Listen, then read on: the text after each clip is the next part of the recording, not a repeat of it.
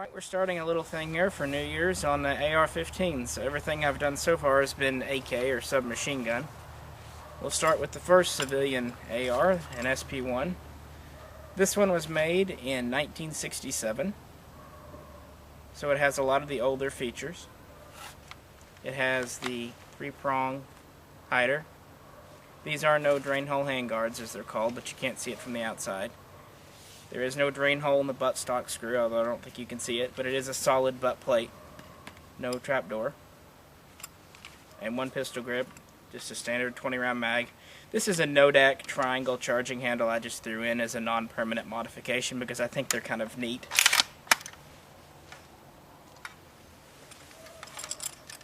Also, just as a non-permanent, I've got an original M16 fully chromed bolt carrier group in there with the correct light, improved light flathead modified firing pins. Basically, these were made all as slab sides. You'll see people advertising SP1s as a slab side as if it's a feature. All of them were up through the 80s. Even when the A1 was invented, everything else, they were still, Colt was producing slab side lowers. No fence here, and it originally has a screw. I put in this push pin. I just think it makes disassembly easier and looks more correct. Of course, the original M16s were even different. They had a recaptured pin. But I've had this one for a little bit now. I like it because of the early features. It does have an edge water in it. Of course, it's a non-chrome lined barrel. And it does have the proper twist to the gas tube for the early guns. It's getting late, so we're not going to shoot this one, but we are going to shoot a couple of more retro ARs, as they're called, and we'll go from there. Alright, this is a carbine I was meaning to build for many years. It's a pretty close replica of a Colt XM177E2, often called the AR-15 or sometimes the Commando. These were used in Vietnam. Built this one from one of the surplus M16A1 kits that were available a couple of years ago. The upper and the bolt group and all that came from there. The handguards are original Colt early handguards. The barrel is a lightweight profile barrel from J&T, I believe. Yes, A1 sight, permanently attached 5-inch extension. At first I was going to use one of the fake moderators done by Brick, and they were excellent made. Very solid steel, very close to the original, but that's kind of the problem. They were solid steel and it added about a pound of weight to what I wanted to be a lightweight carbine. So then I just decided to go with the more traditional, decent enough extension. The buttstock is a 2-position. It is a Fiberlight. Originally I had a 4-position reproduction metal stock, but I found this 2-position Colt original Fiberlight from the 80s, so I thought original Colt better than modern reproduction, so why not? One thing I did do different, and I did this intentionally, I just like it, I put a straight slip ring. Most of the E2s, if not all of them, did have the tapered delta. However, a lot of the Colt carbines that came after in the 650 series, 660, all that, 670, did have straight slip rings. They just threw on whatever parts they had. Anyway, I've got a correct 20-round mag in it, correct A1 pistol grip, and yes, these did have the teardrop forward assist. That would be the E2 part of it.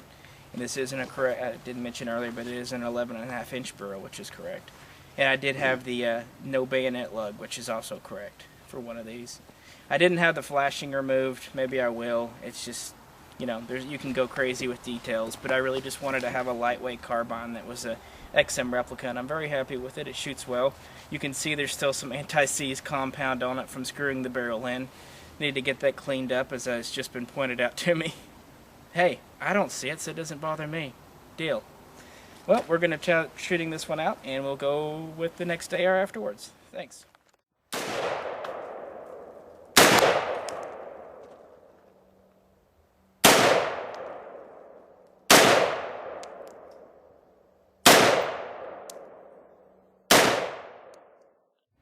Alright, next in my series, oh, by the way, that was my father doing the XM177E2. hope I have hair at his age still. Anyway, this is my M16A1 clone. I bought this upper back when they were still available. It's a later A1 upper with the chrome line barrel, of course birdcage flash hider. It did come in black, which is common for these that were refurbished back in the 80s. They would parkerize them black. And then sometimes, you know, a few A2 parts would sneak in. This one has an A2 dust cover, if you notice, but otherwise it's A1. It has the later style buttstock with the trapdoor. I've got a later style sling than what was on my SP1 on it. Still have a 20 round mag because I like 20 round mags, quite frankly. It does have an M16 bolt carrier group in it. This is a Nodak A1 lower, and they do offer them in gray or black. Very nice lower. Been very happy with it. If anything, it's too tight, which is, you know, not bad. You can always take material off. It's much harder to add it, and it does have the correct A1 pistol grip. For a while, Century was doing the C15 A1s, which are quite similar to this, but unfortunately those have gone. They were quite good buys, being made of all Colt parts, just as this one is. I've always liked the A1, just the lightweight, the long, very reliable gun. This one was probably, at least the upper was probably made in the 70s, post-Vietnam production, maybe late Vietnam. But they were just sharing ARs today, and this is the next one in the series.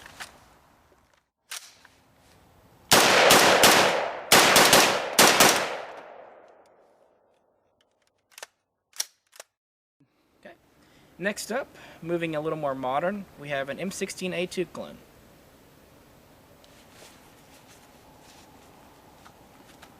The M16A2 was developed in the 80s. It was an improved version, improved in quotes I will add. I still prefer the A1. But it had more adjustable sights. Turn it around, wrong direction. Here and here. Different apertures. Had a heavier profile barrel in front of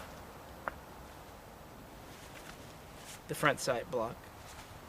Round handguards, which I do think are an improvement over the triangle. I really do. Tapered delta ring.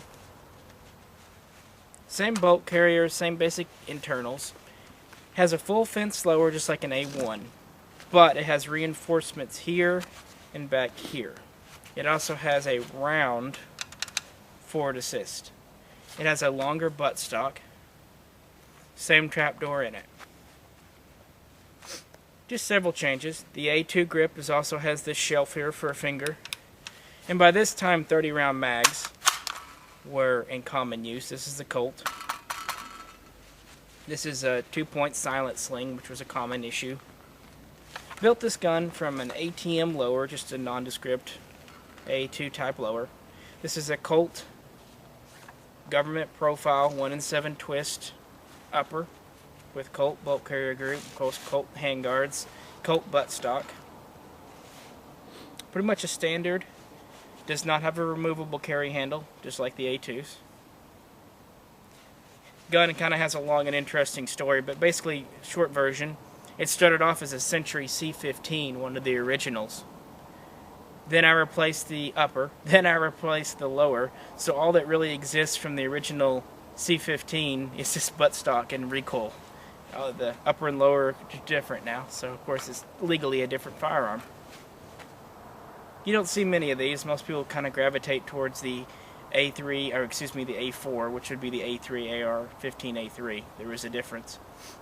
Or the more M4 type. But I kind of still like the full-length rifle. It's got a nice heft to it. Nice weight and balance. Alrighty.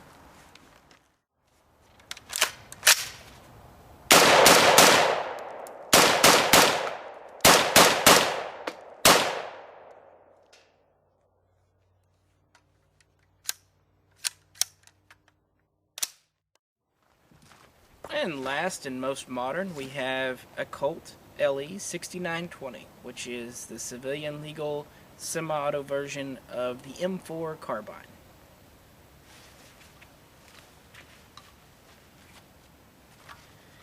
Has a 4-position adjustable stock, which is common for these. You don't really see 6 positions on factory Colts. Other people do, but they still kind of go with the 4, which is still an improvement over the 2 position you saw earlier in the XM. Has a removable carry handle with standard Picatinny rail underneath. Has the same adjustable sights as the A2. Has ovular handguards, which were added for better cooling. Has a reversible side sling swivel. Here, you can grab out a roll pin and put it on this side if you need it there. Obviously, the buttstock you can either mount it up here or down here, as I have it right now.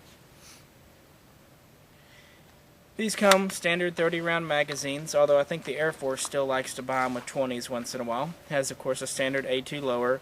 Has the barrel cut for the grenade launcher. Bayonet lug, A2 style flash hider. Most of you know what a Colt LE6920 is, but the reason I like it, why these appeal to me when most other modern ARs do not, is it is a mil-spec gun for the most part. As close as, legally can be allowed. It's a good gun. Of course, being a Colt, it's reliable, durable. Everything is in spec by definition. Unfortunately, though these were quite reasonably priced earlier in the year, they've kind of become hard to get, which isn't uncommon. These tend to hit the market, cycle, be around for a while, and then disappear. Probably as Colt is filling current contracts. Right now, though, they're going for a crazy amount, and it's probably just best off to wait, pick one up when they're back down to 11 or 1200 as they should be. For that money, they're a very good gun. I don't think I'd pay much more than 15 because it is just a bone stock M4. But for under that, very happy with it. Had one of these for years. Just a good gun.